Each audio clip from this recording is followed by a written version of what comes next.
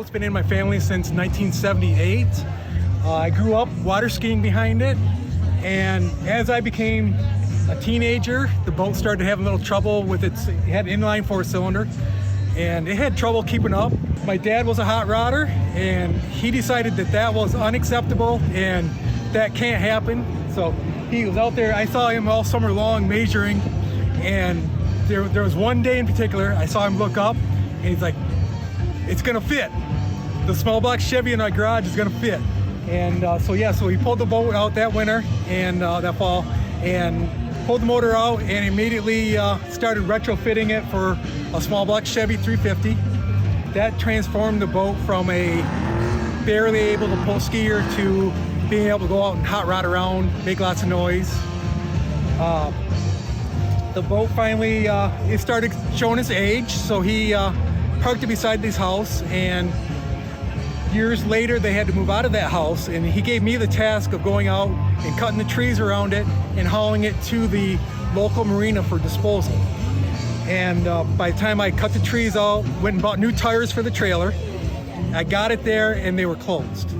I made a decision at that moment that it had to be saved, and I went through and got it running, looking good. Took the boat back to Michigan, took my dad for his last ride. He actually passed away shortly after that, and that inspired me to do a completely restoring the whole entire thing. I gutted there isn't a part on the boat I haven't touched and tore apart, cleaned up the stringers underneath, which is the framework, the flooring. I put in new carpeting. I redesigned the seating. As a kid, I hated riding backwards in the seats, so I refused to put backward seating in.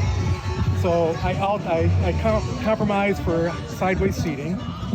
I took his motor that he'd built, and I made a monster out of it.